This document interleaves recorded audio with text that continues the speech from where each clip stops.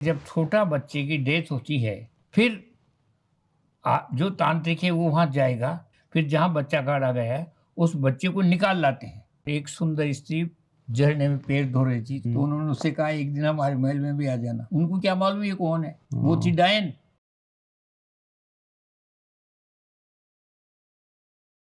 So hello welcome to our another episode of our podcast series. और जैसा कि आप लोग सोचते हो कि मेरा एंगल पैरानॉर्मल से कैसे जुड़ गया, कैसे मैं हॉरर स्टोरी सुनाने लग गया हूँ, कैसे इन चीज़ों के अंदर पहुँच गया हूँ, तो आई थिंक ये जेनेटिक्स है। और आज मैं आपको मिलवाने वाला हूँ मेरे दादाजी से, जो कि बेसिकली खुद भी ज्योतिष और तांत्रिक रहे हुए हैं, और आज बहुत सारी चीज़ें आपको उनसे जानने को मिलेगी। तो ये चलते हैं इस दुनिया के अंदर, देखते हैं क्या क्या चीज़ें होती हैं जिनको हम ना समझते हैं ना जानते हैं, तो उनके बारे में कुछ नॉलेज आज गेन करने की कोशिश करते हैं। बाबा साहब, सबसे पहले तो वेलकम। तो हम लोग आपसे बहुत सारी चीज़ें डिस्कस करने वाले हैं आज, करो। क्योंकि दुनिया को बहुत सारी चीज़ें ऐसी लगती है, पता नहीं है, उनके बारे में सब कुछ जानना चाहते हैं। तो बाबा साहब, सबसे पहले तो मतलब हम लोग ये जानना चाहेंगे कि आपकी जर्नी कहाँ से शुरू हुई। मतलब मैं तो वैसे मैंने बचपन में आपके नाम के नीचे जो बोर्ड उस पर लिखा था ज्योतिष एवं तांत्रिक, वही पढ़ा है, कभी पूछा भी नहीं। तो सबसे पहले आपको मतलब ज्योतिषी ज्ञान पहले हुआ या तांत्रिक ज्ञान, कहाँ से कहानी शुरू हुई? इंदरगढ़ में पढ़ता था, उस समय मेरी चक्की थी।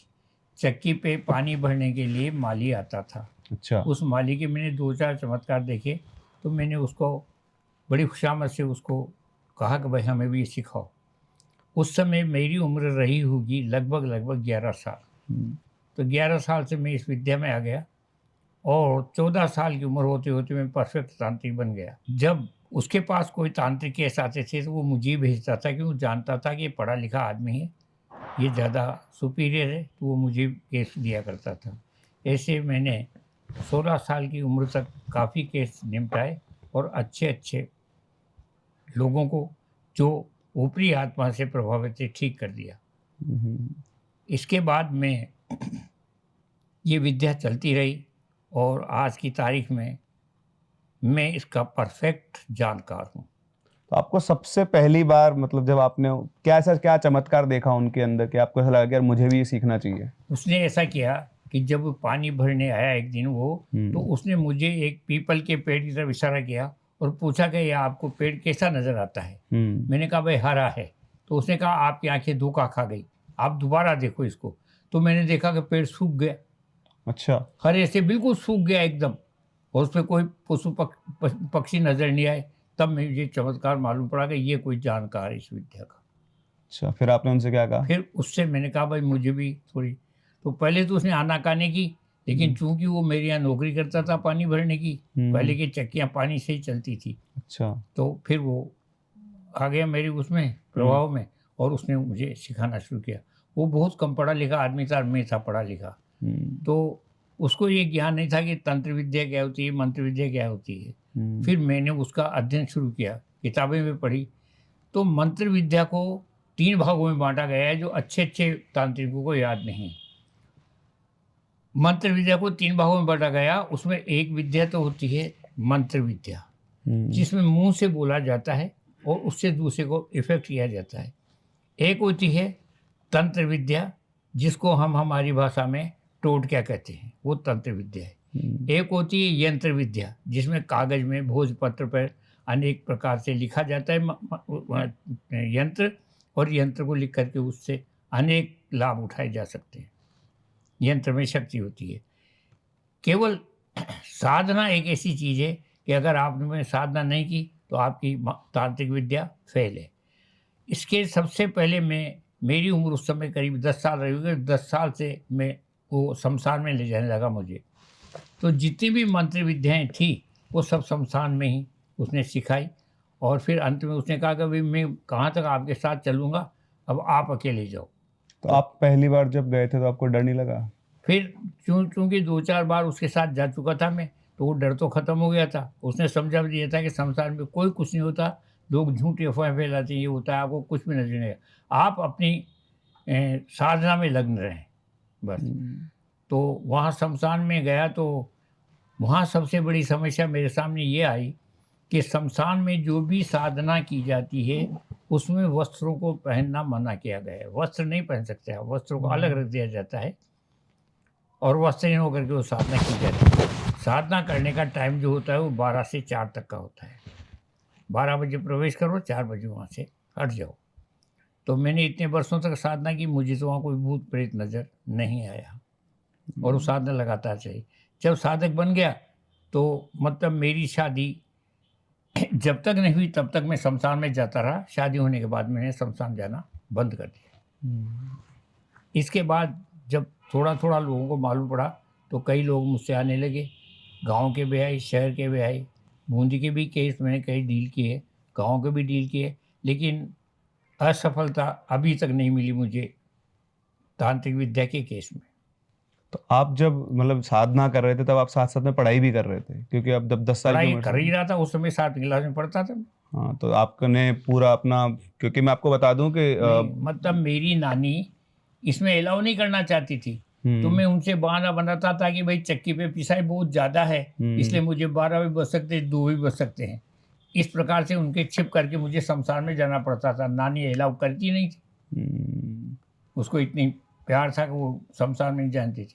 फिर धीरे जब आओ तो फिर वो बात आउट हो गई, नानी को मालूम पड़ा ये इसने ऐसा किया है। तो इसकी भी कुछ विधि होती है, मतलब उसकी जैसे विधि होती है। कई तो ऐसे हैं कि जिसमें जैसे चुपचाप वहाँ की अग्नि लाते हैं, या चुपचाप कभी कभी ऐसी भी साधना है कि मुर्दे को जो है दांतों से मतलब काटना पड़ता है। कई बार उसके ऊपर बैठ के भी कुछ लोग साधना करते हैं। ऐसा है। तो ये बहुत खतरनाक काम है कि अगर किसी को याद पड़ जाए कभी मुर्दे को काटा इसने यही किया, तो वो एक प्रतिष्ठा वाली, उनकी प्रतिष्ठा का हमारे मुर्दे को तुमने ऐसा किया, तो वो नहीं पकड़ में आ सकते। जाए तो। हाँ। दूसरी बात ये है कि लोग कच्चा कलवा कहते हैं, लेकिन कलवे की जो विधि है वो बहुत कठिन है, उसको हर आदमी नहीं कर सकता। ये क्या होता है कच्चा कलवा? कलवे में क्या होता है कि जब छोटा बच्चे की डेथ होती है तो चाहे हिंदू हो चाहे मुस्लिम, दोनों उसको गाड़ते हैं, जलाते नहीं। फिर जो तांत्रिक है वो वहाँ जाएगा, पहले टो रखेगा कहाँ गाड़ा गया, पहले पीछा करना पड़ता है, पहले उसकी सारी खोजबीन करनी पड़ती है। फिर जहाँ बच्चा गाड़ा गया है उस बच्चे को निकाल लाते हैं, घर रखते हैं, घर रख के उसको इत्र वगैरह लगाते हैं, स्नान कराते हैं, उसको एक एकांत स्थान में बिठा देते हैं। फिर उस पर जो भी मंत्र है वो मंत्र को पढ़ा जाता है, उससे बच्चा हिलने लगता है। फिर जो भी मांगना होता है तांत्रिक को, वो उससे बातचीत करके मांग लेता है। लेकिन उसमें खतरा ये है कि एक तो जान की बड़ी जोखिम है, इसलिए हम उससे दूर रहे। और दूसरी बात ये कि अगर आपने कलवा की साधना कर दी तो कलवा ये चाहता है कि मुझे काम पे काम बताया जाए, वो बैठना नहीं चाहता। तो बहुत से तांत्रिकों ने अगर कलवा कर भी रखा है तो अंत में कहते हैं ये लठ पड़ा है, इस पे चढ़ो और उतरो, चढ़ो और उतरो, लेकिन वो काम खतरे का है, इसलिए वो काम हमने नहीं तो वो बिगड़ जाए तो वो उसको हाँ, वो मृत्यु का है उसमें। तो बेस उसमें जो भी शक्ति होती है उसको उसके अंदर लाया जाता है और काम खराब है और गृहस्थी उससे उजड़ जाती है। वो कलवा साधने वाला ग्रस्त नहीं बन सकता, वो हमेशा तकलीफ पाता रहता है, इसलिए हमने वो विषय को छोड़ दिया, हमने कभी नहीं सीखा ये। तो ऐसा भी सुना है कि साधना हमेशा किसी गुरु के उसमें ही होनी चाहिए, खुद से नहीं। गया ना हमारे, आपको तो शुरू में सिखाया केशव माली था, तो साल 6 महीने हो गया हमें शमशान में। फिर उसने कहा अगर मैं आता रहा तो तुम्हारा भय नहीं जाएगा, इसलिए आप खुद करो। और मैंने ऐसा भी देखा है कि भय से शमशान में बहुत से मर गए, क्योंकि अगर जैसे आसन बांधते हैं, कुर्ता लंबा है या धोती है, अगर उस पर कील ठुक गई और जब वो उठेगा तो कील उसको उठने ही नहीं देगी, तो वो समझता है मुझे भूत ने पकड़ लिया, और इस शंका में मरते देखे हैं मैंने वहाँ। अच्छा, डर के मारे ही मर गए। डर के मारे ही मर गए। आपके साथ कभी ऐसा हो गया आपने कभी साधना कर रहे हो आप और आपके साथ कोई एक्सपीरियंस हो? कुछ भी मन एकाग्र रहता था, ऐसा कभी नहीं हुआ। और चूंकि मैं पढ़ा लिखा था, ये अनाड़ी का लोग जो जाते थे वो मर गए। बाबा साहब, सबसे पहली बात तो ये होती है कि मतलब दुनिया में बहुत सारी जगह है साधना करने के लिए, मंदिर भी है, पीठ हैं, शक्ति पीठ हैं, लेकिन वहीं शमशान पे ही क्यों लेके जाते हैं? शमशान में इसलिए ले जाते हैं कि मंदिर पर करोगे तो भी डिस्टर्बेंस है, और मस्जिद में जाओगे तो भी डिस्टर्बेंस है। शमशान एक ऐसी जगह है कि जहाँ रात्रि में कोई जाता ही नहीं है, क्योंकि वो पिकनिक स्पॉट नहीं है। न रात्रि में कोई जलाने जाता है, न रात्रि में कोई वहाँ मुर्दे की संभाल पूछने जाता है, कोई नहीं जाता शमशान में। और साधना का भी नियम अलग है कि आप चांदनी रात में नहीं जाते, अमावस्या की काली रातें होती उसमें ही जाते हैं। अंधेरी रात में साधना करने जाते 15 दिन, चांदनी रात में नहीं जाते। तो ये तीनों तरह की साधना जो आपने बताई, मंत्र साधना, यंत्र साधना और तंत्र साधना, तीनों का एक ही तरीका है इनका? नहीं, मतलब केवल मंत्र साधना ही एक साधना है जो शमशान में की जाती है। यंत्रों की साधना घर पे की जाती है। उसका है कि जैसे किसी यंत्र की साधना करती है तो उसको 1000 बार लिखें, उसकी पूजा करें, फिर उसको पानी में प्रवेश करें तो वो यंत्र सज जाएगा। फिर यंत्रों के अलग अलग प्रकार हैं, उनकी अलग अलग विधि है। उसके लिए कागज़ भी अलग होता है, कोई भोजपत्र लिखता है, कोई कागज पे। और जिसकी अच्छी साधना है तंत्रों में, यंत्रों में, तो वो कागज़ पे लिख के काम चला देता है। उसको भोजपत्र लिखने की जरूरत नहीं है, क्योंकि भोजपत्र टूट जाता है। भोजपत्र क्या होता है? भोजपत्र एक पेड़ की छाल होती है, तो बहुत बारीक होती है अच्छा। और उस पे अक्षर लिखे जा सकते हैं। जैसे पहले पुराने शास्त्र जिन पे लिखे गए थे वो। पुराने लोग उस पे लिखते थे, लेकिन अब भोजपत्र का मिलना मुश्किल, तो इसलिए वो कागज आ गया। तो मैंने देखा आप भी बचपन में कागज के ऊपर वो यंत्र बनाते थे और हाँ, लोगों को देते अभी थे भी ठीक बना। करने के लिए। हाँ, अभी भी आप देते हो? और ये सारा काम आज भी यंत्र बनाने का रात्रि का होता है, दिन में नहीं होता, अच्छा। क्योंकि रात्रि में सब सुनसान हो जाता है, कोई मिलने भी नहीं आएगा मुझसे। और दिन में करूँगा तो किसी ने आवाज़ दे ली गुरु जी हैं क्या, तो वो अधूरा काम टूट गया। इसमें लिंक नहीं टूटनी चाहिए। तो ऐसा होता है कि बाबा साहब कि जब साधना आपने मतलब आपने साधक बन चुके हैं आप, तो जब आप मतलब आप किसी से कांटेक्ट कर सकते हैं, किसी कोई ऐसी शक्ति उससे आप बात करके सब कुछ पता, ऐसा कुछ नहीं होता? ये गलत है। जैसे लोग बोलते हैं कि मतलब वो किसी को भेज देते हैं और वहां से पता करवा लेते हैं चीजों को, नहीं होता है ऐसा नहीं होता है। अच्छा, तो फिर इसका मतलब क्या हुआ? मतलब जैसे मान लो किसी ने साधना की और वो उसने सिद्ध कर ली शक्ति, तो उसका मतलब क्या है उसका? मतलब कैसे वो फिर उन चीजों से वो कर पाते हैं? मतलब ऐसा है, ये हुनर अधिकतर तो शपथ खा करके भलाई के लिए सीखा जाता है। अब इसका जैसे इसमें सब मौन भी होता है और मोहिनी भी होता है। अब इसका कोई दुरुपयोग कर बैठे, आज मेरे पास अनेकों बहन बेटियां आती हैं, अगर मैं मोहिनी मंत्र का करूँ मैं तो भ्रष्ट हो जाऊंगा, ये सारी विद्या खत्म हो जाएगी मेरी, फिर इसका कोई रिजल्ट नहीं आएगा। तो ये भलाई के लिए किया जाता है। आज किसके ऊपर है, किसी को भूत लग गया है, किसके डायन लग गया है, ये सब जो रोग हैं, इसमें भी, इन रोगों में भी, मतलब केवल ज़्यादा से ज़्यादा 10% सही होते हैं, बाकी 90% लोगों की शंकाएं होती हैं। अच्छा। जो झूठे तांत्रिकों चक्कर में आकर के धन लुटाते हैं, पैसा लुटाते हैं, बाकी।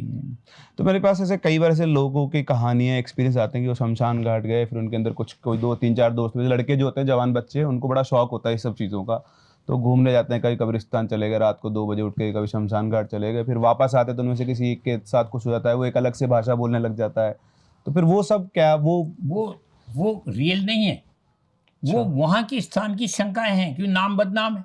हाँ। जैसे मैं आपको उदाहरण दूं, मैं कर्जुना अध्यापक था तो वहाँ लेट अवेट हो जाता था। एक दिन मुझे एक वृद्ध मिला, उसने कहा कमार साहब आप इस आंवला के नीचे के निकलते हो, आंवला में भूत रहता है। अच्छा। तो मैंने कहा भूत हमारा क्या कर सकता है, भूत कुछ। लेकिन जिस दिन में बहुत ज़्यादा लेट हुआ तो मुझे वो बात याद आई उसकी कि इसमें भूत रहता है, तो मैं साइकिल से नीचे उतर गया, उतर के सड़क पकड़ ली। अब शंका तो थी सही मेरे दिमाग में। तो एक आदमी, नवंबर का महीना था, आदमी थोड़ा काला कंबल ओढ़ के आ रहा था, तो मैंने सोचा वहाँ भूत नहीं मिला, भूत यहाँ मिला। तो मैंने कहा अब क्या किया जाए, साइकिल की टक्कर दो। साइकिल की टक्कर दी, जो मैं भी गिरा वो भी गिरा, तो वो तो गाली गलौज करने लगा। मैंने कहा ये मारेगा मुझे, तो मैंने फटाफट साइकिल उठाई चल दी। तो ये शंकाएं अधिक हैं, मतलब 80% शंकाएं हैं और 20% रियल है। तो रियल होता है, लेकिन होता है कुछ कुछ जगहों पर से, कुछ चीज़ों से होता है।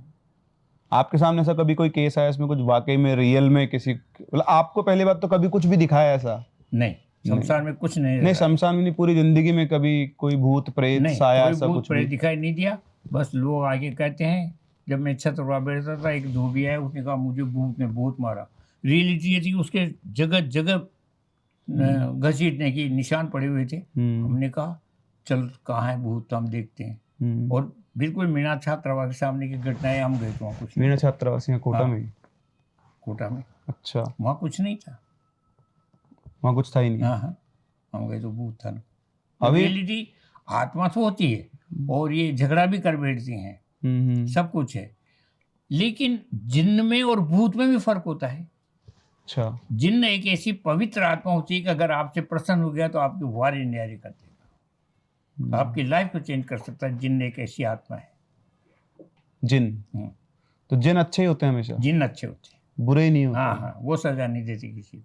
वो प्रसन्न होने पर आपके शरीर में प्रवेश कर जाते हैं। और फिर तो जो प्रसन्न होते तो नाराज भी होते होंगे।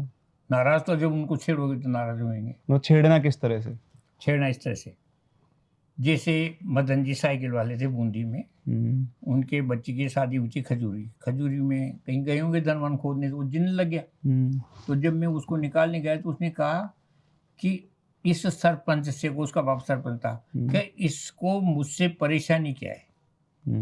ये कहे कार दिला दूं, ये कहे इस मकान को 2 मंजिल बनवा दूं, ये कहे ट्रैक्टर दिलवा दूं, लेकिन ये मुझे क्यों छिड़वाता है?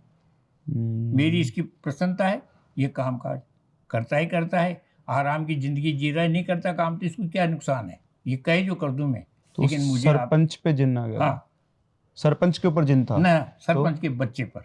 अच्छा, बच्चा एक ही था उसके। अच्छा, तो उससे वो जिन्न प्रसन्न हो गया था। प्रसन्न हो गया, उसके पास रहता था और खाता पीता सब कुछ नॉर्मल व्यक्ति रहता, पर काम नहीं करता था। अच्छा, नॉर्मल तो था पर काम नहीं करता था। तो फिर मैंने कहा भाई मुझे तो इसे ठीक करने के लिए बुलाया, मैं क्या करूं? क्या ऐसा है, अगर मैं चाहूं तो नहीं निकलूं तो आप क्या कर लोगे? मैंने कहा बात ठीक है, कर तो कुछ भी नहीं सकता। तो कहे अब आप 1 सप्ताह के बाद आना, जब जवाब दूंगा आपको, मैं जाऊंगा या नहीं जाऊंगा। सप्ताह भर बाद गए, फिर उससे बातचीत, तो उसने कहा कि मैं आपकी बात को इसलिए मान सकता हूँ कि आपके गुरु और मेरे गुरु एक ही हैं, इस वजह से मैं गुरु के लिए आज उठा सकता हूँ, तो चला जाऊंगा। तो फिर उसने शर्त रखी, भाई कैसे चले जाओगे? तो यहाँ नयापुरा में हनुमान जी का एक मंदिर, उसका मकान भी नयापुरा ही था। अच्छा, मकान है हनुमान जी के पास में एक शमशान है नयापुरा में। अच्छा। वहाँ हनुमान जी का मंदिर है, वो आज भी है। तो वहाँ ले गए हम सबको, 50 आदमी को। उसने वहाँ जाके कहा मैं हनुमान जी पे फूल चढ़ाऊंगा, अगर ये फूल नीचे गिर गए तो जाऊंगा, अगर फूल नहीं गिरे नीचे तो नहीं जाऊंगा। अच्छा, फिर आप जो मर्जी करना। लेकिन अब भाग्य की बात थी कि उसने फूल चढ़ाए, उस समय ऐसी तेज हवा चली गई, एक भी फूल उन पे नहीं ठहरा। हनुमान जी की मूर्ति पे। हनुमान जी की मूर्ति एक फूल भी नहीं ठहरा, सब नीचे गिर गए। उसने कहा अब मुझे जाना पड़ेगा, तो मैं जाता हूँ। नहीं, मैंने कहा आप हमें ये निशानी बताएं। बहुत अच्छी बात करता था, बहुत सभ्य था। तो मैंने कहा निशानी बताएं, तो हमको कैसे मालूम पड़ेगा कि आप चले गए? कि मेरे जाते ही ये जब बाहर निकलेगा तो ये बीड़ी सिगरेट मांगेगा, अब तक ये नहीं पी रहा है। अच्छा, तब सो लेने का, मैं चला गया। तो वही हुआ, इसे वो बाहर है, उसने कहा सिगरेट पिला दो, तब से। लेकिन उसका अंजाम क्या हुआ? उसके जाते ही सरपंच की पत्नी मर भाई। इसके बाद जो लड़का के जिन लगा था उसकी पत्नी मर भाई, फिर दूसरी आए तो वो भी मर भाई, फिर उस लड़के का लड़का मर, फिर सरपंच मर, सारा घर चौपट हो गया आज की तारीख में। जो नाम कमाया सरपंच था वो आज जमीन पर है। और वो लड़का आता जाता है मेरे, वो अभी भी है? हाँ, वो अभी भी है। तो ये पहली बार कब पता चला? जैसे आपने बताया कि तो नॉर्मली था, तो उनको पता कैसे चला कि इसमें जिन्न है? वो काम वाम नहीं कर रहा था ना, उनको थोड़ी पता था जिन्न है। अच्छा, उन्होंने तो इसलिए बुलाया था भी इसको क्या बीमारी क्या नहीं है, क्या ये काम ही नहीं करता। अच्छा। और स्वच्छता इतनी का, अगर पेशाब कर भी जाती यहाँ तक हाथ धोए, खूब कुड़ लगा सब चेहरा धोए, तो इतने बिल्कुल स्वच्छ रहता था। और इतना था कि जब हम शुरू में गए तो उसने कहा कि सरपंच साहब कहता था, पापा को भूल गया वो। अच्छा। सरपंच साहब 3 आदमी आ रहे हैं, उनमें एक सिगरेट पीते हैं, इसलिए आप कैलेंडर पे सिगरेट का पैकेट मंगा लें। मैं उस समय सिगरेट पीता था। अच्छा, तो उसने पहले ही बता दिया 3 आदमी आ रहे हैं, और उसने सिगरेट वो पहले से बता दिया। मैंने बहुत समझाया सरपंच को, मत करो, आपको ये जाने कहाँ से कहाँ पहुँचेगा, लेकिन वो सरपंच माना नहीं कि मेरे तो एक ही लड़का है। उनको लगाओ कुछ ना कुछ आगे जाके शायद गलत तो होगा ही, क्योंकि ये अगर जिन्न का मामला है तो जिन्न तो मतलब ऐसा ना कोई इंसान बन जाता है, तो ये कि अलग योनि होती है? योनि है, भूत भी योनि है और जिन्न भी योनि है। लेकिन जैसे राजपूतों में राजपूत और पासवान होते हैं, इस प्रकार की योनि है इनकी। अच्छा, योनि तो है, लेकिन ये दिखते उसी को हैं जिसको कोई अच्छे कार्य किए हों या अच्छा हो। एक बार ये जलिंद्री है अपने यहाँ, तो जलिंद्री दरबार किले में जा रहे थे, और एक सुंदर स्त्री झरने में पैर धो रही थी। तो उन्होंने सोचा कोई गांव की महिला है, तो उन्होंने उससे कहा एक दिन हमारे महल में भी आ जाना। अच्छा, उनको क्या मालूम ये कौन है, वो थी डायन। तो कहा आज ही आ जाऊंगी। अब उसका चली गई वो, तो उसका तो रोज रूटीन हो गया, रोज जाए वो महारानी को नीचे कर दे, ऊपर जा सोए। तो इससे क्या हुआ, फिर दरबार अच्छे हट्टे कट्टे थे, तो दरबार तो यूँ हो गए। फिर उनकी सालगिरह हुई, जब वहाँ बुलाया था तो लोगों ने कहा यार ये क्या हुआ, दरबार की हालत ये कैसे। अब कौन पूछे, फिर एक बुजुर्ग थे, हमने उनसे कहा भाई आप पूछो, आपका बुरा नहीं मानेंगे। उन्होंने कहा ये है मेरे साथ। तो अच्छे जानते गए वहाँ, लेकिन कोई उसको ठीक नहीं कर पाया। फिर एक समझदार गए, उन्होंने कहा आपका इलाज कुछ भी नहीं होगा, आप तो आपका जो किले में मंदिर है चारभुजा जी का, लक्ष्मीनाथ का, लक्ष्मीनाथ, तो वहीं रहे आप 4-6 महीने। अच्छा, जब जा करके वो पिंड छूटा। तो ऐसा हो जाता है कभी कभी। तो 4-6 महीने बाद फिर वो आना बंद हो गई अपने? फिर बंद हो गई, फिर वन मंदिर में जा नहीं पाई। तो फिर जैसे वापस आ जाओ तो जैसे मंदिर से निकले तो नहीं, फिर वो अपना दूसरा शिकार ढूंढने। दूसरा शिकार ढूंढ। तो बस आपने वो लेकिन बहुत से तो क्या है कि इसमें पेशेवर है ना, इन्होंने भ्रांतियां फैला रखी,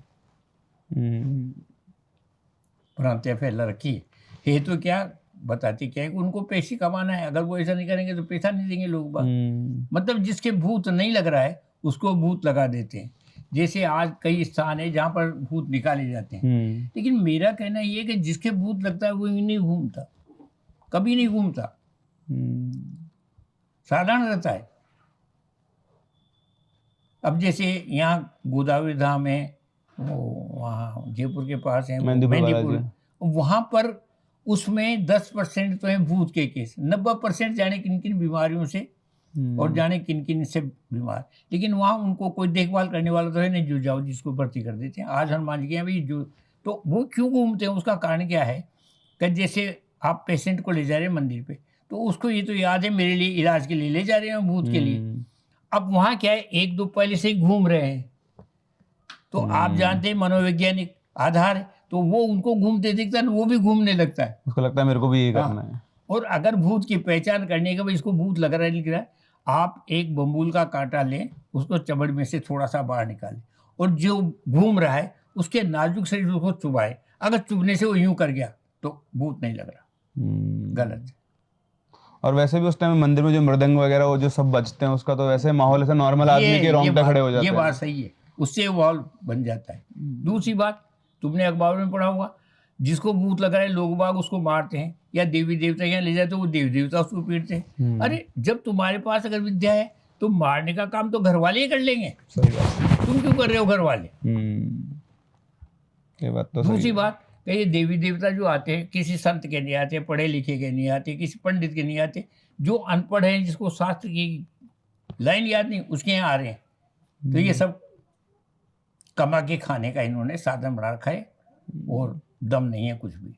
लेकिन फिर भी 10% केस ऐसे होते हैं जहाँ पर कुछ ना कुछ वो होता है। हाँ, वरना मैक्सिमम टाइम तो मनोवैज्ञानिक हो रहता है, मेंटल वो है। 10% जो है 10% सत्य होते हैं। जैसे मैं डाबी में अध्यापक था, तो एक दिन मैं दुकान पे बैठा हुआ था, दुकानदार था नहीं, तो एक नेताजी कहते थे, बड़ा के थे, उन्होंने कहा 3 तरह की मिठाई दे दो मार साहब। मैंने कहा 3 तरह की मिठाई आपको किसमें चाहिए। और एक आपको याद नहीं है, मेरी बेटी की बहू के भूत लग रहा है ना, जो देवता आते हैं, जो आते हैं मिठाई मांगते हैं।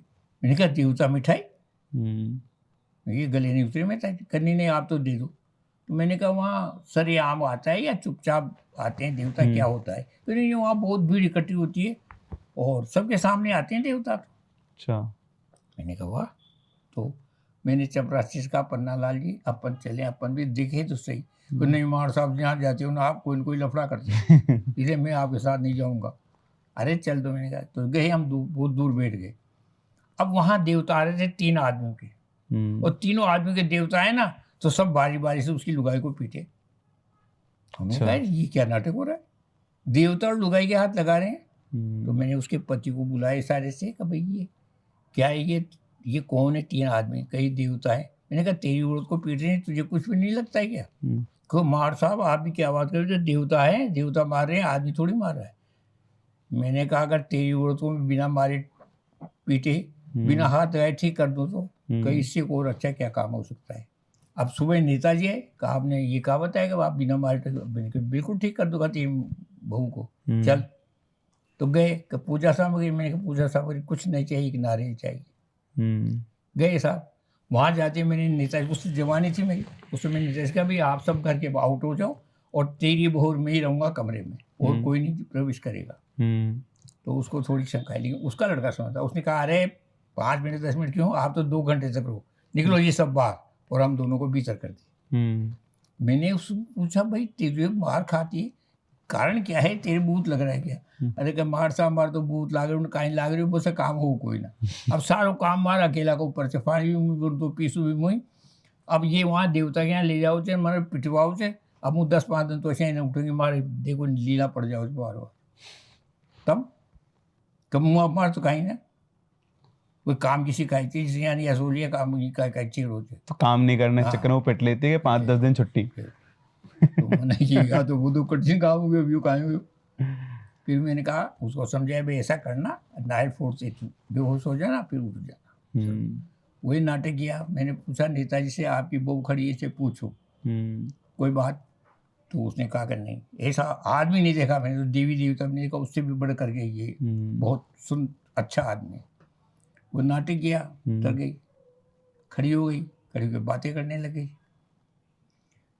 तो मैंने कहा नेताजी वो तो भूत तो चला गया इसका, लेकिन इसमें परहेज करना पड़ेगा आपको। कब बताओ क्या परहेज करेंगे? मैंने कहा एक तो पानी भरने जाए तो एक लुगाई इसके साथ जाए, नहीं तो वो दोबारा लग जाएगा, अकेली रहेगी। और मैंने कहा ये लेटरिन जाए तो एक औरत साथ जाए, और ये पीसने उठे तो एक औरत के साथ रहे, तब तो ठीक है, नहीं तो वो दोबारा लग जाएगा। तो नेताजी ने कहा अरे यार ये तो परहेज बहुत सीधा है। अब पीसे तो एक औरत उसके साथ, पानी भरने जाए तो पानी खाली थोड़ी जाएगी, एक बेरवा वो भी लाए। 10-5 दिन बाद मिली, मैंने कहा क्या हुआ? और मार साहब आपने मजा कर दिया, मेरी लाइफ बन गई। काम बांट दिया मेरा। अब ये भूत था कोई कुछ था, तो लोग बाग कमाने की दृष्टि से भूत नहीं लगता उसको भूत लगा देते। ये बात तो खैर सही है। कई लोग मतलब अटेंशन लेने के लिए उनके ऊपर कोई ध्यान नहीं देता, कई लोग अकेलेपन की वजह से ये सब हरकतें करना शुरू कर देते हैं। टेंशन की वजह से भी आदमी तो कई चिंताएं हैं, उस वजह से ही फिर नाटक करते हैं, बाकी भूत नहीं होता। अभी आपने वैसे मोहिनी मंत्र के बारे में बात की थी कुछ, ये वाकई में होता है? मोहिनी मंत्र तो नहीं होता, मतलब ये जो वशीकरण होता है। इस सम्मोहन तो जैसे साधना की जाती, वो क्या होता है? मतलब सम्मोहन ऐसा होता है कि जैसे अपन बात कर रहे हैं और मैंने आपसे आंख मिलाई, बस आप सम्मोहित हो जाओ। मेरी आंखों की साधना मैंने ऐसी कर रखी है कि आपसे आंख मिलाती है आप मेरी तरफ हो जाओ। अच्छा, इसके अलावा कुछ नहीं होता? जैसे कुछ लोग बोलते हैं किसी को कुछ मिठाई में खिला दिया तो फिर वो उसके वश में हो जाता है, उससे जो चाहे वो काम करवा ले। विद्या है ना, कर रहा हूँ, कोई ऐसा नहीं तो वो क्या होता है फिर? उसी को लोग मोहिनी मंत्र बोलते हैं। मैंने तो ये सुना है कि मोहिनी मंत्र में होता है कि आदमी को, किताबों में भी आया है मोहिनी मंत्र, उसकी साधना की जाती है, लेकिन ऐसा प्रभाव बहुत मुश्किल होता है, उस साधना बहुत कठिन है, उसकी साधना हर आदमी कर नहीं पाता ना। आंखों की साधना ही नहीं कर पाता तो वो तो मंत्र वो भी अधिक कठिन है।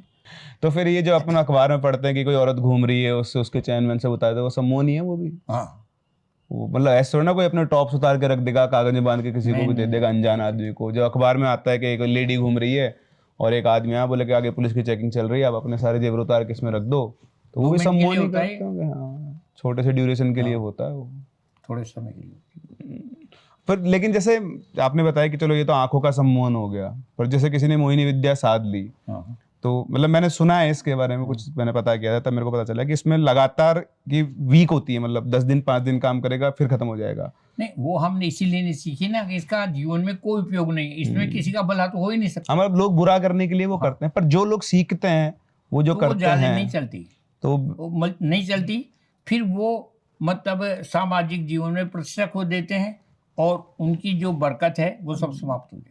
नहीं, मैं इस पे इसलिए मतलब डिस्कशन इसलिए कर रहा हूँ क्योंकि मैंने ऐसे बहुत सारे लोग देखे हैं जो मेरे को मैसेज भी करते हैं, मेल करते हैं, वो बताते हैं कि हमारा सब कुछ बढ़िया चल रहा था, पर एकदम से किसी ने ऐसा कुछ कर दिया वशीकरण कि वो सारा परिवार ही बिखर के रह गया, वो चला गया।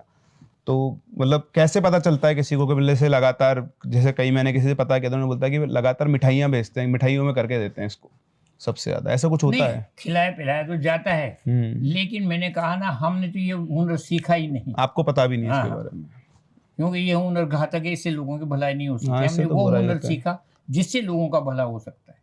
तो आपकी जिंदगी कोई ऐसा एक्सपीरियंस, ऐसा किस्सा है जिससे आपकी भी एक बार तो आत्मा हिल गई हो कि यार ये क्या हो गया आज, ऐसा कभी कुछ हुआ? एक बार बूंदी में रामलीला हो रही थी, तो मेरा पूरा परिवार रामलीला देखने गया हुआ था, और मैं बनूदन किसी के मकान का इंतजाम करने गया था कि उसमें आत्मा निवास करती थी। अच्छा।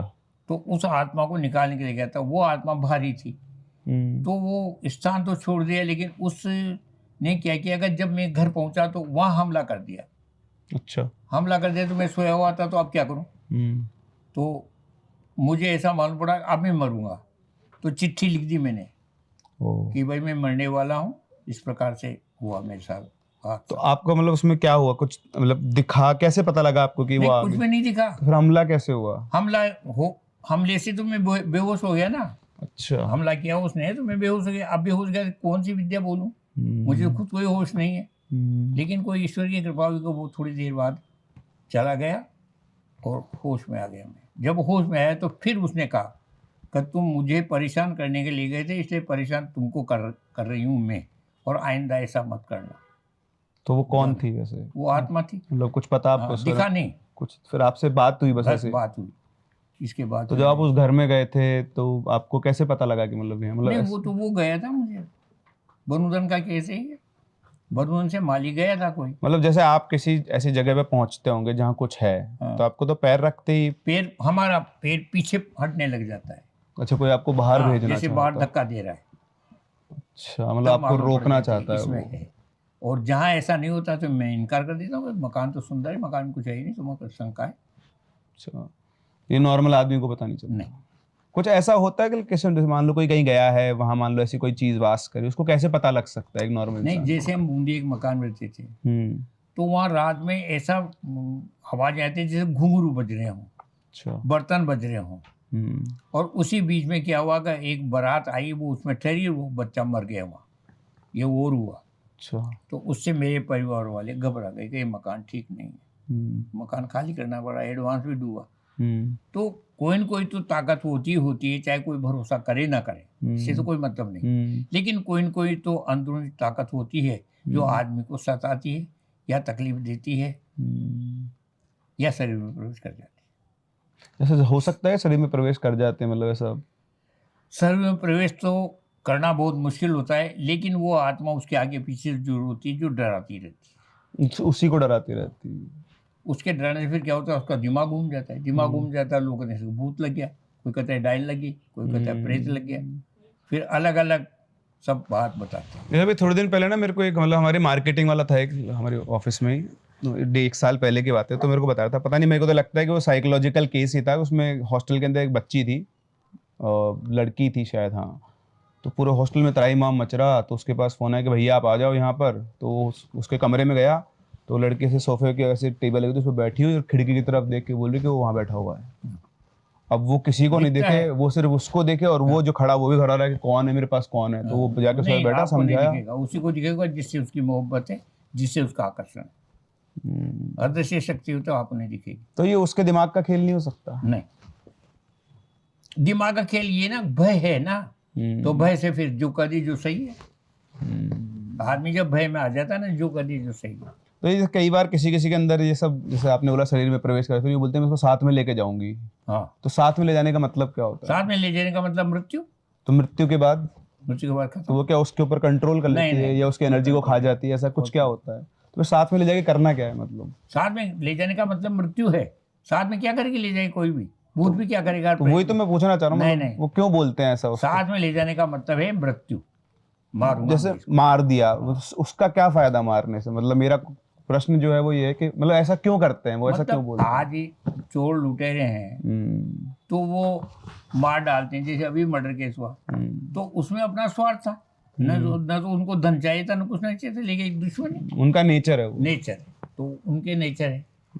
जैसे हम एक बार डाबी धन खोदने गए, ये धन खोदने लोग बाग नहीं माने, तो ये अम्बा रानी है हमारे कोटाड़ी के पास। हाँ, मैं गया हुआ हूँ, पिकनिक स्पॉट है। तो ये डाबी था मैं, तो वो नहीं माने, चलो चलो मार साहब चलो। तो उन्होंने सोचा मार साहब तो समझदार आदमी, जो इनसे सारा मिलेगा, तो हमारा धन खोदने गए। जैसे ही हमने धन खोदना शुरू किया, छोटे छोटे कंकर आने लगे, लेकिन हम 10-5 आदमी नहीं डरे, खोदते, फिर बड़े साइज के हो गए, फिर भी नहीं डरे। फिर वहाँ अचानक वो पेड़ जो है वहाँ उस पे ऐसी रोशनी हुई जैसे शादी ब्याह में डेकोरेशन करते हैं। अच्छा। कम से कम 7-8 आदमी थे हम। वो डेकोरेशन लाइटिंग जैसी जली ना तो फिर सब भागे। तो जिसके हाथ जिसकी मोटरसाइकिल पड़ी वही ले गया, और सारी वो खोदने खादने के सारे सामान वहीं रह गए। उसको तो फिर दूसरे दिन में जाके लाए। अच्छा, आप रात को गए थे? हाँ, रात को ही तो गए तो थे। पत्थर जो आ रहे थे वो कुछ स्पेशल थे क्या पत्थर? पत्थर इस वजह से कुछ नहीं थे, ये कंकर थे। अच्छा, शुरू में कंकड़ हाँ। निकले, फिर एकदम से रोशनी हाँ। निकली। आज तक पता नहीं क्या हाँ। थी। वो धन वन सब रह गया। हालांकि वहाँ धन है, कुछ लोग खोद के भी ले गए। धन लेकिन किस अब तरह का? किस्मत वो की सोने बात के है। सिक्के या ऐसा किस्मत, कुछ हाँ। वो जो पुराने जमाने का वो होता है, इस तरह का? किस्मत की बात है, नहीं मिला। ये भी सही। नहीं मिला इसलिए नहीं मिला कि अगर आप किसी जंगल में धन खोदने के लिए जाते हैं तो लक्ष्मी को निमंत्रण देते हैं पहले कि हम इस टाइम आएंगे। तो जैसे न्योता देने जाते हैं, चावल पीले चावल देते हैं, तो ऐसी सारी पूजा करके आते हैं वहाँ, इसके बाद जाते हैं। अच्छा। लेकिन अब वो नहीं माने, जो हम तो अचानक ही चल दिए, तो फिर क्या धन मिलेगा? भागना पड़ा वहाँ से। तो जैसे कुछ लोग होते हैं, जैसे तांत्रिक होते हैं जो गलत काम करते हैं, वो जैसे वो किसी शक्ति को स्थापित करते हैं, ऐसे भगवान को भी तो स्थापित करते होंगे लोग, कि मतलब आप उनको भी तो उनकी शक्ति जो है। न तो भगवान को स्थापित करने में मंत्र बोले जाते हैं ना, ऐसी थोड़ी रख देते हैं। इनको भगवान को पहले जल स्नान कराते हैं, फिर वस्त्र स्नान कराते हैं, सारे स्नान कराते हैं, 6-7 तरह के स्नान कराते हैं। फिर गांव का भ्रमण करवाते हैं, फिर इसके बाद यहाँ हलाते हैं, फिर मंत्रों से इनकी स्थापना होती है, फिर हवन करते हैं। जब जाकर के मतलब एक प्राण प्रतिष्ठा करने में कम से कम 3 दिन लगते हैं। इसको प्राण प्रतिष्ठा बोलते हैं। तब इनमें प्राण प्रतिष्ठा, और प्राण प्रतिष्ठा के बाद कहीं में प्राण प्रतिष्ठा आई कि नहीं आई, इनको कांच दिखाते हैं। अगर वो कांच टूट जाता है ऑटोमेटिक, तो देखेंगे ये प्राण प्रतिष्ठा आ गई। अगर कांच नहीं टूटा तो फिर कहीं कमी रह गई। तो ऐसा होता है, कांच टूट जाता है अपने आप? पर वो कन्या के हाथ में दिया जाता है। जैसे दुर्गा की स्थापना कराई थी, तो ये सामने कुमार था, इसकी बच्ची थी 8-9 साल की, उसको लाया था, उसके हाथ में दिया था कांच, टूट गया। तो वो कांच टूट गया।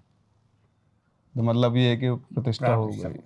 तो ऐसे अपन वो मेहंदीपुर बालाजी की तरफ चले वापस से एक बार। तो लोग बोलते हैं कि वहां पे जाने पर सब मतलब जैसे भी होता है भूत निकल जाता है उसका। हाँ, मतलब जो वहां पहले कोई महाराज, सिद्ध महाराज थे, उन्होंने वहां का क्या किया कि 7 किलोमीटर की जगह को प्रतिबंधित कर दिया। अच्छा। तो उस जगह में जो भी जाएगा वो ऐसे घूमेगा। अच्छा। और वहां पर 3 स्थान है, पहले प्रेतराज है, फिर कोतवाल कप्तान है, फिर हनुमान जी। तो पहले जो है वो प्रेतराज के यहाँ भर्ती होता है, फिर वहां से निकला तो फिर कोतवाल कप्तान गया, फिर कोतवाल कप्तान भी ठीक नहीं गया, फिर हनुमान जी के आते।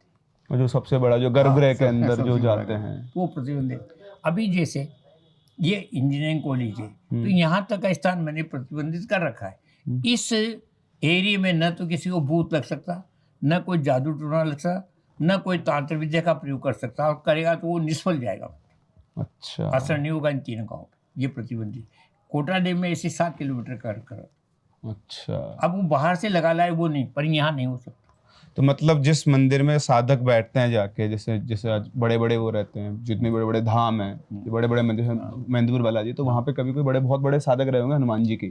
वही तो उन्होंने फिर वो उस पूरे एरिया को बांध दिया। ऐसे यहाँ ये जो गोदावरी धाम में थी, गोदावरी धाम के हनुमान जी यहाँ थोड़ी थे पहले, ये तो बाद में इधर आए हैं। अच्छा। तो यहाँ के जो बड़े बड़े संत थे वो इसको प्रतिबंधित कर गए, इसलिए ये नाटक होता है। अब क्या होता है कि जैसे लोगों का विश्वास है कि भाई हनुमान जी के यहाँ भूत निकलते हैं, हाँ। जिस यहाँ कई बार आते हैं ना तो ड्रामा करते हैं, घूम रहे यूं कर रहे, मैं उनको सब कहता हूँ इसको उठा के वहाँ ले जाओ हनुमान जी के मंदिर के सामने। अच्छा। अब वो मनोवैज्ञानिक आधार ही है, मैं तो पढ़ा लिखा हूँ ना, वहाँ ले जाएंगे तो वो 10-5 मिनट तो करेंगे, हाँ फिर 10 मिनट चुप होगी, यहाँ आ जाएगी, बढ़िया बातें करेगी। तो ये तांत्रिक जो हैं वस्तु स्थिति में तो 10% है, 90% फाल्स हैं जो कमा के खा रहे हैं। मैंने वहाँ से सुना है हनुमान जी के बारे में कि सबसे जो मतलब सबसे करीबी जो भगवान है, मतलब फट बुलाओ झट आ जाते हैं। ऐसा है क्या सच में? क्या कई लोग बोलते हैं, कई लोगों के मैंने मतलब वीडियोस में सुना है कि हनुमान जी मतलब दोस्त की तरह हैं, आप जब बुलाओगे सबसे जल्दी वही आपकी मदद करने आते हैं। नहीं, ये तो मदद करने वाली बात तो सही है, लेकिन हर आदमी के पास नहीं आती। जो आदमी नेक है, जो स्वच्छ है, जो शाकाहारी है और जो राम का भक्त है, उसके पास उसकी बात सुन सकते हैं, नहीं सुनते। और किसी की नहीं सुनी। हाँ, और हनुमान जी को तो आज तक किसी ने देखा नहीं, राम को किसी ने देखा नहीं, सब काल्पनिक। मतलब तांत्रिकों में 90% तो अनपढ़ हैं। अब मेरा प्रश्न है कि उन्होंने तांत्रिक विद्या कैसे सीखी? आज झाड़ा लगाते, अरे तुम क्या मंत्र बोलते हो, तुम पढ़े लिखे ही नहीं हो तो झाड़ा कैसे लगा रहे हो भाई, ये तो बता दो। लेकिन वो कमाई का साथ 20 नहीं तो ऐसा भी तो हो सकता है ना, वो किसी न किसी सीख के आए हो कहीं ना कहीं। कहीं नहीं सीखे हैं, जबरदस्ती का टंगा है। लीलेरा ठाकुर साहब यहाँ रुक जाता था, क्योंकि ठीक रहा कभी साहब लीला पैदल का रास्ता था एक, तो उनके माता जी आती थी। मैंने कई बार उनसे पूछा, यार माता जी कैसे नहाते हो ठाकुर साहब, हमको तो बताओ यार। तो वो मजाक में टाल देते कि नहीं यार। अब एक दिन क्या हुआ कि उस दिन मैं रात ठीक रहे रुका था और बूंदी दरबार चले गए बहादुर सिंह जी। अच्छा। उनसे जाके पब्लिक इकट्ठी हुई। उन्होंने कहा, भाई आपकी माताजी बहुत विख्यात माताजी बताई। हाँ हुजूर, हमारी माताजी बहुत तगड़ी माताजी, जो कहती जो ही होता है। तो हम भी पूछने के लिए आए हैं। नहीं, ऐसे नहीं पूछ सकते आप। उसके लिए सामग्री आएगी, भाव आएगा, फिर ढोल नगाड़े बजेंगे, जब जाकर के हुआ। माताजी आती जो उन्होंने पैसे दिए, सामग्री आ गई। और ठाकुर साहब की आती, ठाकुर साहब को बुलाया। अब ठाकुर साहब ने कभी दरबार को देखा न कोई बात, अब क्या करे।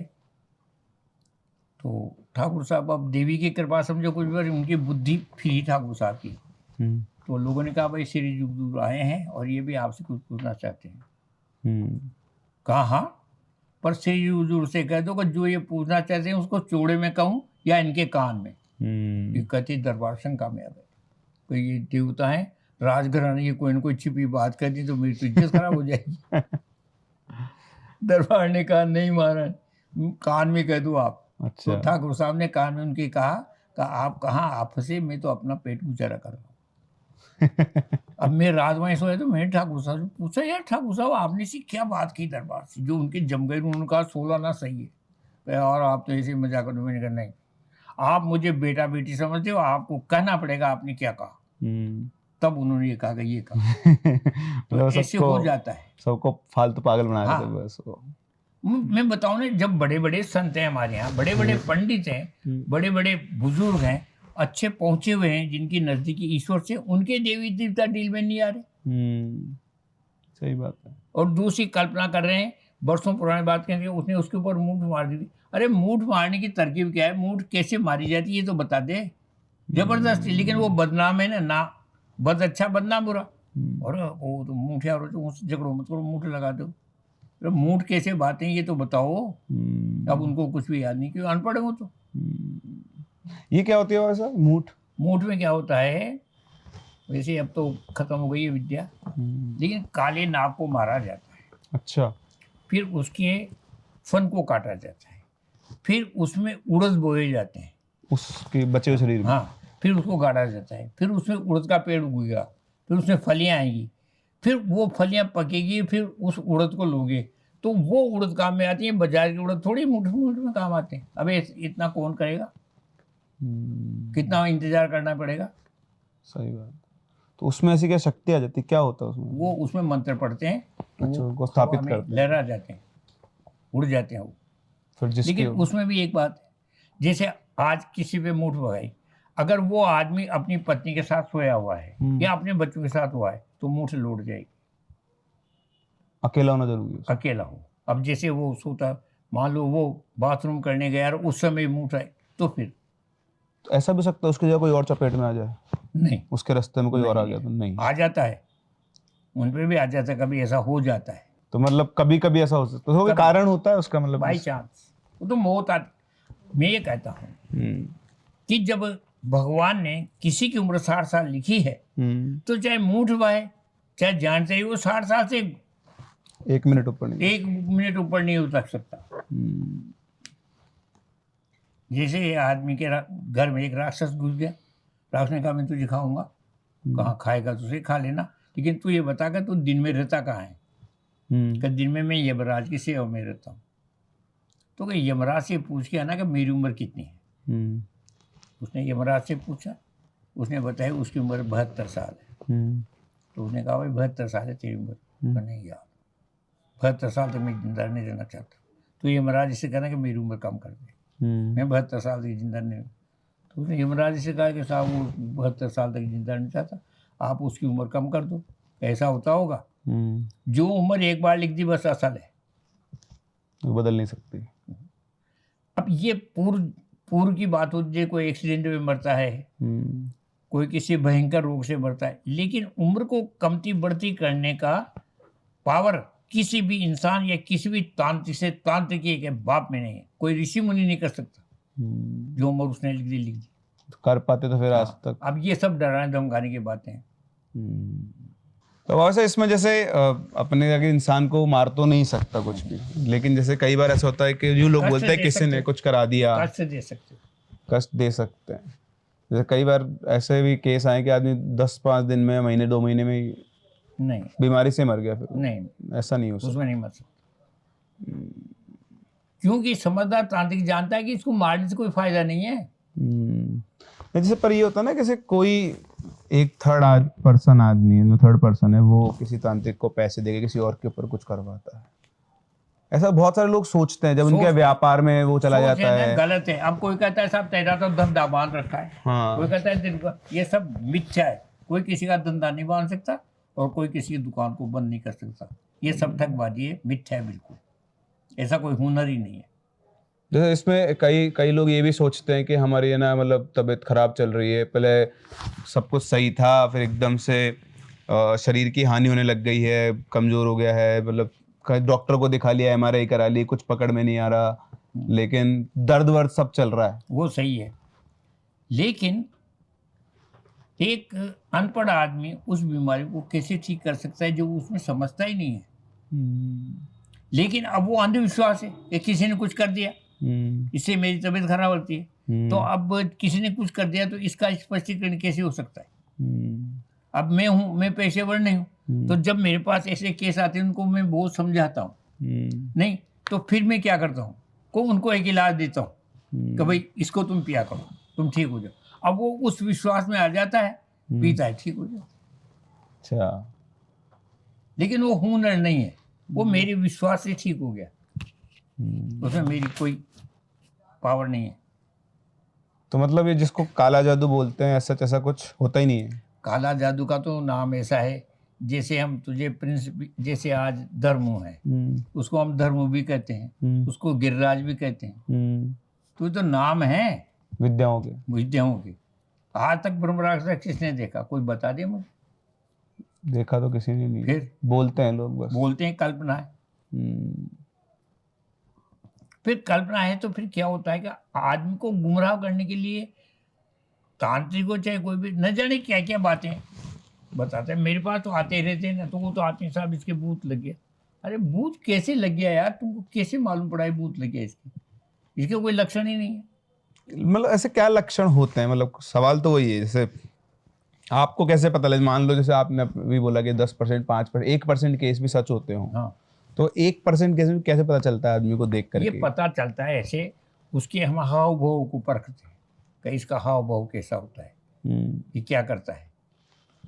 जैसे हाव भाव का मतलब जैसे बैठा है गुमसुम तो बैठा है, चल रहा है तो चला ही रहा है, खा रहा है तो खा ही रहा है, ये उसके लक्षण होते हैं। अच्छा, इससे फिर पहचान करते हैं। तो वैसे तो कोई सारी नेगेटिव बातें है ना।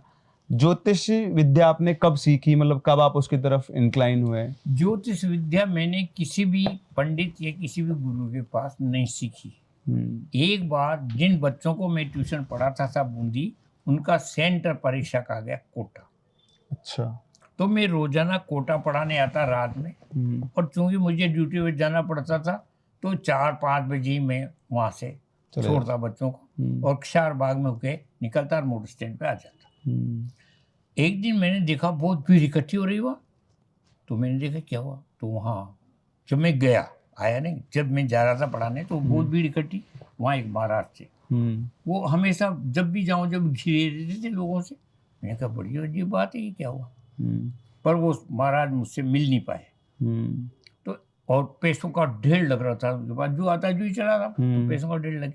तो मैं एक दिन 5 बजे जब कोटा से आ रहा था, तो वो महाराज अकेले बैठे थे, सोए नहीं, बैठे थे। मैंने कहा ये क्या बात हुई, तो मैंने महाराज को नमस्कार करके मैं चलने लगा। कहने नहीं आओ यहाँ, तुम कैसे आए हो? मैंने कहा महाराज मैंने तो दर्शन कर लिया और तो मुझे कुछ भी नहीं चाहिए। कि नहीं, बैठ जाओ तुम यहाँ और ये पैसे इकट्ठे करो और इनको ले जाओ। मैंने कहा आप कमाल करिए, धर्म का पैसा मैं ले जाऊँगा? मैं तो हर किसी भी पैसा नहीं ले जाऊँगा, 1 रुपया भी नहीं ले सकता, अगर मैं चढ़ा नहीं सकता लूँगा नहीं। तो उन्होंने कहा, फिर मैं जाने लगा। फिर उन्होंने कहा यहाँ आओ, यहाँ आओ। फिर उन्होंने मुझे कान में क्या कहा ये मुझे आज तक याद नहीं। अच्छा, कान में क्या कहा क्या नहीं कहा वो मुझे याद नहीं है, लेकिन उन्होंने मुझे एक अंगूठी दी, साधारण थी, कोई चांदी सोने की नहीं थी, इसको पहन लो तुम। तो जब मैं रोड में बैठा तो मेरा दिमाग घूमने लगा, ये क्या हुआ? अच्छा, घूमते घूमते मैंने कहा कोई न कोई तो जरूर बात है।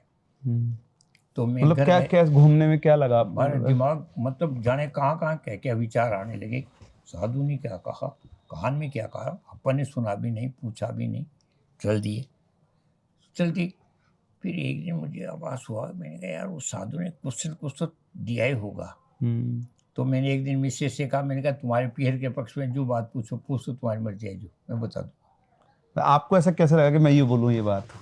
हाँ, वो उस साधु की बात याद है, उसने कुछ तो कहा ही होगा, देखें अपन आजमा के तो दें क्या कहा उसने। तो मैंने आजमाया, तो उसने कहा ये तो बात है सब सही, पर तुमने ये बात कैसे कही? तुम तो साधारण मास्टर, तुम ये क्या कर रहे हो आज? तुम्हारा दिमाग फिर गया आज। मैंने कहा नहीं फिर बाबा ने बोला ऐसा? हाँ। तो फिर उस समय मैं तो पढ़ा लिखा था, मैंने कहा वो साधु को इनको तो देखा। फिर मैंने 2-4 आदमी को वो बात ट्राई की, मैंने कहा ठीक है। तब आपको समझ में आई? तब मेरे समझ में आ गई। अब मैं पढ़ा लिखा था, पंचांग देखना, ये तो मैंने किताबें पढ़ी, ज्योतिषी इसे सीख गया, मुहूर्त निकालना, ये सब किताबें। मतलब जब आपको ये पता लग गया कि ये ज्ञान मेरे पास, कोई विद्या मेरे पास आ गई है, तो फिर आपने उसको और पारंगत किया उसके। अब मैं जो भी बोलता हूँ तो मुझे कोई किताब या उसका नाम या उसकी जन्मपति पढ़ने की आवश्यकता नहीं होती। मैं बिना जन्मपति बिना नाम के ही बताता। उस आदमी को देख के बता सकते हो? आदमी भले नहीं हो सामने। अच्छा, इंग्लैंड रहता हो ना, अमेरिका रहता हो ना, तो आप क्या क्या बता देते हो? अब अमेरिका से जैसे फ़ोन आते हैं तो फ़ोन का जवाब तो मुझे तो फ़ोन पे देना पड़ता है। अमेरिका वाला यहाँ थोड़ी आएगा बेचारा। जैसे अमेरिका वालों ने कहा कि मेरा परमिशन होना ज़रूरी है, अब आप गुरुजी मेरा परमिशन करवाए दो तो मुझे कुछ तो लाभ मिलेगा। मैंने इनसे रिक्वेस्ट की कि भाई वो उन्होंने बड़े विश्वास में उनसे कहा तो आप देख लो, हो गया परमिशन, जो तारीख बताई थी। तो इसमें क्या है कि आप जिसके विषय में बात करें या जिससे बात करें, आपका दिमाग और मन संतुलन में होना चाहिए, वो इधर उधर नहीं डोले। अगर इधर डोल गया तो आपकी बात मिथ्या हो जाएगी। तो इसमें ऐसा हो, मतलब मेरा सवाल है, बस मैं ऐसे पूछ रहा हूँ कि जैसे आपके पास ज्योतिष की वो विद्या है, तो क्या ऐसा होता है कि आप किसी को बोलते हो कि तू जा पता करके आई है, ऐसा कुछ होता है? ऐसा कोई कनेक्शन होता है? नहीं, क्योंकि मैं किसी ऐसे इंसान से मिला हूँ जो बोलता है कि जा पूछ के आ, जा देख के आ, ऐसा बोलते हैं। ऐसा हमारे सामने प्रश्न नहीं आया अभी तक। अच्छा, क्यों लोग बात पूछते हैं ट्रांसफर के बारे में, संतान के बारे में, विवाह के बारे में, नौकरी के बारे में। नहीं, जैसे कभी ऐसा हुआ कि भाई किसी के साथ कोई दूर बैठा हुआ, उसके साथ ऐसा कुछ चल रहा है, अब आपको उसके बारे में कुछ भी नहीं, सामने वाले ने कुछ नहीं बताया। जैसे कई बार आपने भी तो ऐसा किया होगा ना, एक आदमी आया और आपने उसका पूरा बैकग्राउंड हिस्ट्री आपको तो दिख रही है, ऐसा होता है? मतलब आपको पता लग जाता है उसके साथ? नहीं, मतलब ये चापलूसी। जब मैं कोटाडे में गया आया शुरू में, तो वहाँ मैं आदमी से नहीं पूछा कि तुम कहाँ से आए हो, तुम किस काम से आए हो, नहीं, मैं खुद ही बोलता था कि आप फला गांव से आए हो, आपका काम ये है, ये। तो आपको दिख जाता है वो सब पहले ही? मतलब तो वो मतलब ज्ञान नहीं है। अच्छा, वो लोगों को चिटिंग करने वाली बात है। अच्छा, नहीं, पर फिर आपको कैसे पता वो किस काम से आया? हाँ, आपको कैसे पता चला? पता तो वो फल देता था ना, कोई भी, जैसे कोई ने इलायची दी, किसी ने नारियल दी, किसी ने केली दी, उस हिसाब पे लगाता था हिसाब, लेकिन वो ठीक नहीं था, गलत है, गलत। पर आपने तो कभी किसी से पैसे लिए नहीं जीवन में आज तक? क्योंकि मैं तो जब से देखा है तब से आप तो सबको सबका इलाज आपने फ्री में ही किया है। नहीं लिया। एक बार मैं पढ़ा लिखा तो था, मैं जयपुर जा रहा था, तो मैं देहरादून का टिकट था मेरे पास, तो एक कर्मचारी आया रेलवे का, उसने कहा गुरुजी आप कहाँ जा रहे हो? मैंने कहा जयपुर। क्या?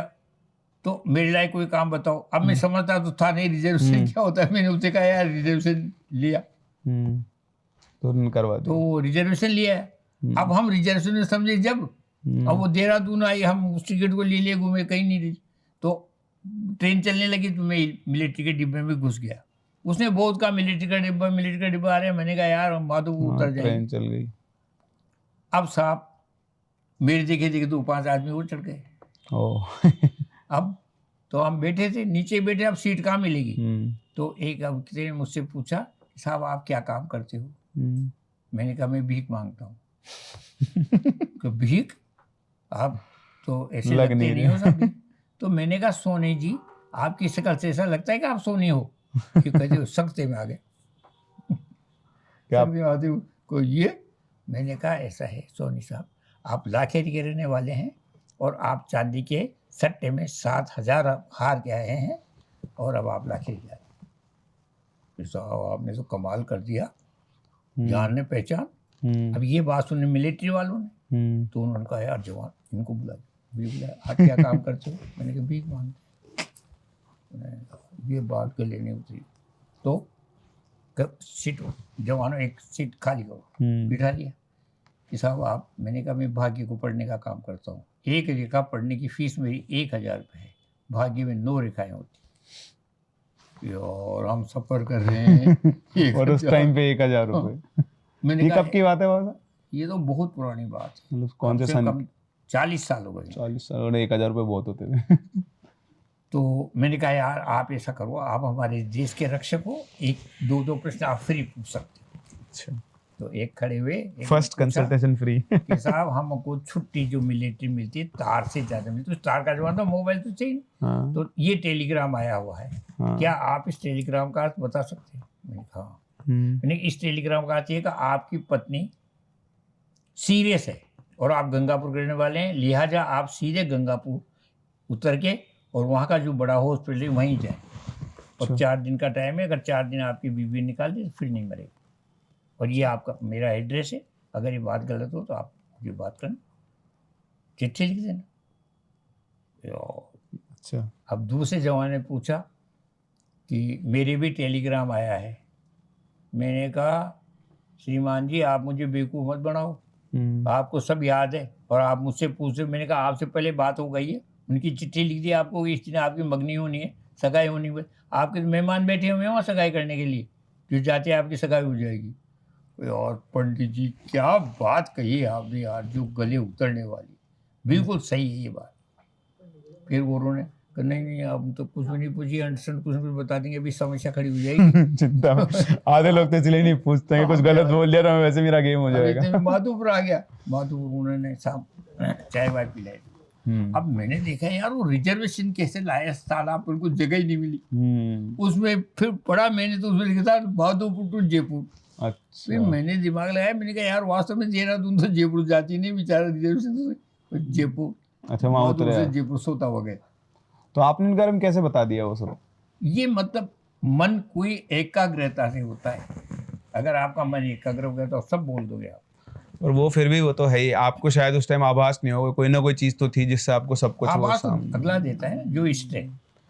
इसको ऐसा भी... मुझे इष्ट हनुमान जी का है। हाँ। तो इंडिकेशन तो वही देते हैं, आज भी वही देते हैं। अच्छा। अगर आपका कोई इष्ट नहीं तो इंडिकेशन आएंगे ही नहीं। जिसको लोग वो हनुमान जी का इष्ट क्यों लिया? क्योंकि लोग बाग कहते जो मंत्र विद्या सीखने वाला हनुमान जी का इष्ट होना जरूरी है। सिखाने वाले ने भी कहा कि आपको हनुमान जी की उपासना करनी पड़ेगी, मंगलवार का व्रत करना पड़े, ये भी उसने। तो इष्ट कैसे लेते हैं? इष्ट तो आप उपासना करो ना उनकी। अच्छा, हनुमान जी की उपासना। मतलब ऐसा है जैसे कहते हैं ना कि एक ही साधे सब सदे और सब साधे सब जाए, तो उपासना एक ही करनी चाहिए। उपासना से क्या मतलब है? उपासना का मतलब विश्वास, सेवा, पूजा एक पर। उपासना और साधना तो बिल्कुल अलग चीज है। उपासना तो कोई नॉर्मल आदमी भी कर सकता है, साधना अलग। हनुमान जी की भी साधना होती है? हाँ, होती है। उसका भी कोई तरीका, मतलब कैसे होती है? अब वो तरीका तो बहुत लंबा चौड़ा है, फिर भी आप कुछ बताओ, क्योंकि कई लोग ऐसे हैं जो जानना चाहते हैं, मैं भी जानना चाहता हूँ। सबसे पहले तो उसमें कि जब तक आपकी शादी नहीं हो जाती है आपको ब्रह्मचर्य और उसका पालन करना पड़ता है। दूसरी बात, आपको प्योर शाकाहारी होना पड़ता है। और चाहे आप हनुमान चालीसा पढ़ो, चाहे हनुमान जी के नाम की कोई भी किताब पढ़ो, लेकिन उसका पाठ करना जरूरी है। और वो पाठ आप मंदिर में करें, घर पे नहीं। अच्छा, फिर जब वहाँ आपको 1 साल 2 साल 4 साल हो जाए मंदिर पे, फिर घर पे करें। तो इसमें कोई पक्का नहीं। इसमें ऐसा कुछ होता है कि भाई 1 लाख बार पाठ करना है या ऐसा कुछ, वो ऐसा? नहीं, वैसे तो हनुमान चालीसा में तो लिखा हुआ है 200 बार पाठ करना। हाँ, तो 100 का मतलब 100 100 बार। होता है। छूटे ही से। तो इतना टाइम तो आदमी के पास मिलता नहीं है, 100 बार पढ़ेगा। लेकिन सबसे बड़ी जो बात है ना, देखने की आपकी इष्ट में श्रद्धा कितनी है, विश्वास कितना है? कितना विश्वास है। बस ये काम कर जाएगी। आपको अपने हुनर पर कितना विश्वास है, वो है। दोनों एक साथ तभी काम कर। अभी आप पढ़ाने जाते हो, अगर आपको अपने सब्जेक्ट पे ही भरोसा नहीं है तो आप क्लास में क्या पढ़ाओगे? विचलित हो जाओगे आप। विचलित हो जाओगे। आज मान लो मेरे पास कोई भी केस आते हैं तो मुझे कॉन्फिडेंस है कि जो मैं कर रहा हूँ वो बिल्कुल सही है। और कॉन्फिडेंस लूज होगा तो गई वो बात बेकार हुई। ज्योतिष भी कुछ नहीं कर सकती, तांत्रिक विद्या भी कुछ नहीं कर सकती। दूसरी बात कि जो आदमी मेरे पास आ रहे हैं उनको मेरे ऊपर कितना विश्वास है, क्योंकि मेरे यहाँ 2 प्रकार के आदमी आते हैं। एक ट्रायल के लिए आते हैं और एक सोच के आते हैं कि गुरुजी के पास हम जा रहे हैं तो काम करा के लेके आए। उनका काम हो जाता है, जो ट्रायल कराने देते हैं नहीं। हाँ, जिसका विश्वास नहीं उसका काम कैसे क्या होगा? सही बात है, बिल्कुल। यही विश्वास सबसे बड़ा है इसमें। तो ये ज्योतिष विद्या इसमें भी अलग अलग टाइप होती है ना, मतलब ज्योतिष विद्या अलग अलग टाइप का मतलब जैसे कुछ लोग जैसे एक तो ग्रह नक्षत्र देखते हैं, कुछ लोग हाथ ये है देखते कि जैसे हैं, कुछ कोई मस्तक रेखाएं पढ़ते ये हैं। तो होता है, तो वो हस्तरेखा का या मस्तिष्क का ज्ञान मुझे नहीं है। अच्छा। अंक विद्या भी होती है, वो भी आती है। जैसे कहते हैं भाई कितने नंबर की गाड़ी ले, कितने नंबर का घर ले, न्यूमेरोलॉजी। हाँ, तो वो याद नहीं। तो आपके पास तो बस उन्होंने जो, आपको ये भी नहीं पता कि उन्होंने कौन सी विद्या ट्रांसफर की है। वो महात्मा जाने, उसका काम जाने, पर उस दिन से मैं परफेक्ट आपको आभास हो जाता है। और मैं किसी पंडित के पास मूर्त निकलवाने देखना या मिलान कहीं नहीं गया मैं, ऑटोमेटिक है सब। तो आप ये विद्या किसी को ट्रांसफर कर भी नहीं सकते क्योंकि आपको सोर्स ही नहीं पता। तो मैं विद्या को ट्रांसफर कैसे करूंगा? तो ऐसा कैसे, मतलब उन्होंने ऐसा क्या कर दिया होगा? क्या बताया, भगवान जाने क्या हुआ क्या नहीं। तो उन्होंने आपके अंदर क्या देखा? आपको उन्होंने मेरे अंदर ईमानदारी देखी कि मैं खुद इसको पैसे दे रहा हूँ, ये ले ही नहीं था। कितने पैसे होंगे उस टाइम पे? वो तो कम से कम 1000-2000 होंगे उस समय। तो बहुत, आज के 2 लाख रुपए हो गए। 1000-2000 पड़े होंगे, क्योंकि उस समय जो है ये 100 के नोट भी थे, 20 का नहीं था, 10 का था। तो नोट थे, सिक्के नहीं थे। अच्छा। सिक्के तो बाद में चले, नोट से पहले तो 54 और सिक्के चला करते थे। फिर 5 का, 10 का, 20 का ऐसे नोट चला करते थे। 20 का नहीं था, 5 और 10। 5 का 20 का। तो आपके ज्योतिष का जो पूरा फील्ड रहा अभी तक का एक्सपीरियंस रहा, उसमें कोई बहुत इंटरेस्टिंग सा केस हो जो आपको लगा हो? इंटरेस्टिंग केस तो लोग बाग आते हैं अपने काम को लेके, काम हो जाते हैं। जैसे अब मेरे को तो याद है, आप पहले ये बता दें कि जैसे जमीन है, कोई किसान है, उसकी जमीन है, तो आप बता दें कि यहाँ पे पानी निकलेगा, यहाँ नहीं निकलेगा। ये तो अभी भी है, बोरिंग वाला है। हाँ। और बोरिंग लगाने के लिए मैं जगह पे नहीं जाता हूँ। अच्छा। उसको समझाता हूँ कि भाई कहीं गेहूँ रखिया, कहीं चने रखिया, कहीं दाल रखिया, कहीं और उसमें से थोड़ी थोड़ी यहाँ दिया। अच्छा। फिर उसको यहाँ देखता हूँ तो मैं कहता हूँ भाई चने की दाल के यहाँ बोरिंग लगा, यहाँ पर इतने फीट पानी पे, इतने फीट पे पानी आएगा और इससे तो इतने बीघा की सिंचाई कर पाएगा। अच्छा। यहाँ से बताता हूँ, वहाँ नहीं जाता। तो वो आप कोई कैलकुलेशन से बताते हो या अंतरात्मा से आवाज आती है? नहीं, वो तो इष्ट से ही मत, उसमें ज्योतिष काम नहीं करती। तो आप इष्ट जो अपने इष्ट से होता है वो। अच्छा। उसमें इष्ट की मदद लेनी पड़ती है। तो ऐसा ज्योतिषी और जो तांत्रिक साधना है, तंत्र साधना, दोनों अलग अलग है। मतलब उन दोनों में से दोनों अलग अलग है, लेकिन आपके पास दोनों है।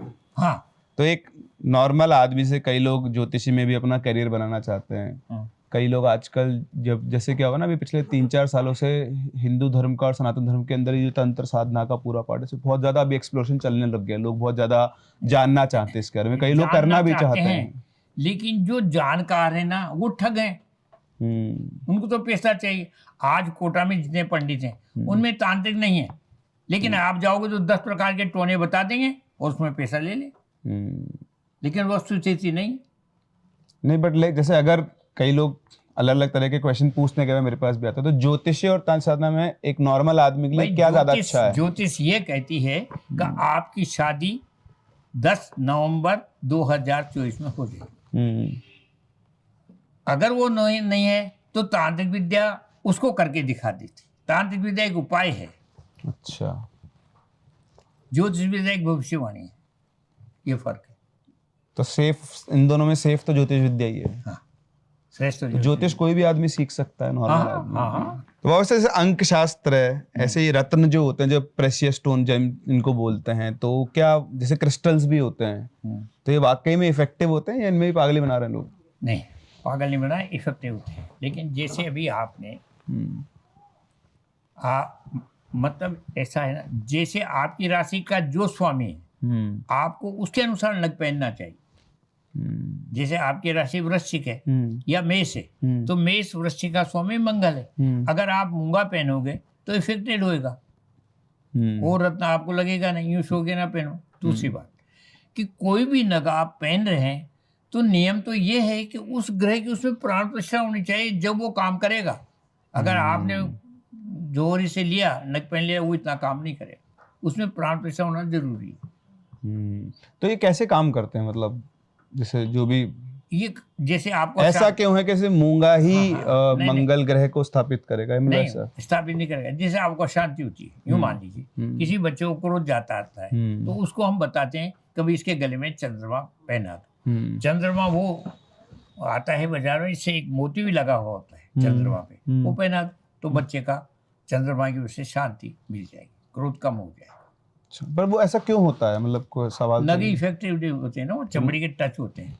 जैसे मान लो आपने अंगूठी पहनी, आपने किसी भी महंगे से महंगी, अगर वो आपकी स्किन के टच नहीं हो रही है तो प्रभाव नहीं हुआ। स्किन के टच होना बहुत जरूरी है। अच्छा, तो कुछ कोई भी नग कुछ एनर्जी ऐसा कुछ हाँ कम्युनिकेट करती है, मतलब जैसे चुंबक लोहे को अपनी तरफ खींचता है ना, इसी प्रकार से नग भी अपना इफेक्ट बताते हैं। ऐसा बोलते हैं कि जो जितने भी नग हैं, जैसे मूंगा हो गया, बाकी जितने भी, मेरे को नाम सबके याद नहीं, एमरल्ड और ये सब जो होते हैं, तो जब पृथ्वी बनी थी तब ये सब ब्रह्मांड से आए थे, तो इन सबके अंदर ब्रह्मांड की एनर्जी होती है, कॉस्मिक एनर्जी बोलते हैं उसको। एनर्जी तो होती है ना, तो इसीलिए बहुत कम। और जो छोटे छोटे टुकड़े जो भी क्रिस्टल होता है, जैसे कई लोग घर में से नेगेटिव एनर्जी निकालने के लिए भी क्रिस्टल्स को यूज करते हैं, तो वो अभी भी क्या होता है ना, उनका जैसे वो एक तरह का डिवाइस है जो कॉस्मिक एनर्जी के द्वारा उससे कनेक्ट करता है और जो भी नेगेटिव एनर्जी होती है उसको हटाता है, एब्जॉर्ब करता है। मेरा कथन ये कि जैसे आपने वायर ले लिया, अगर वायर को आपने किसी से कनेक्ट नहीं किया तो उसमें करंट कहाँ से आएगा?